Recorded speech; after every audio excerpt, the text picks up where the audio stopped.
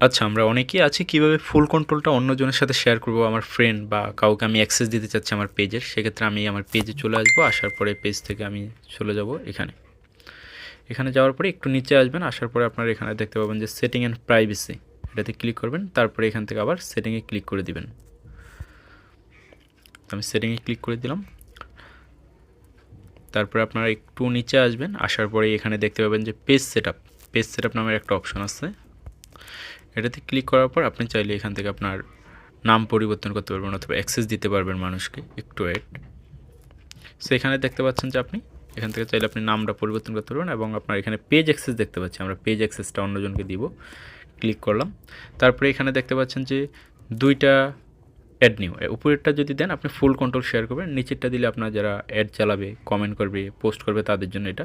আর কাউকে যদি ফুল কন্ট্রোল দিতে চান তখন উপরে অ্যাড নিউতে ক্লিক করবেন। তারপরে এখান থেকে নেক্সট। এখন উপরে কেউ যদি আপনার ফ্রেন্ড থাকে অলরেডি আপনার অ্যাডস, যেমন আমি একটা কিছু লিখলাম এখানে, সো যারা আমার সাথে অলরেডি ফ্রেন্ড আছে তাদের আইডিগুলো চলে আসছে। সো আমি চাইলে এখান থেকে ওনাদেরকে ক্লিক করে এখান থেকে ওনাকে আমি দিতে পারি, অথবা আমি আরেকটা কাজ করতে পারি। এখন অ্যাড হইতে হয় না, ফ্রেন্ড থাকতে হয় না, এরকম আইডির কোড বা আইডির ইউজার নেমটা পেস্ট করলেই দেখবেন যে আইডিটা চলে আসছে এখানে। সো আমি এই আইডিটাতে অ্যাক্সেস দিতে চাচ্ছি। এখান থেকে আপনারা এখান থেকে ফুল কন্ট্রোলটা সিলেক্ট করে দিবেন, তাহলে উনি ফুল কন্ট্রোলটা পেয়ে যাবে। তারপরে গিভ অ্যাক্সেস।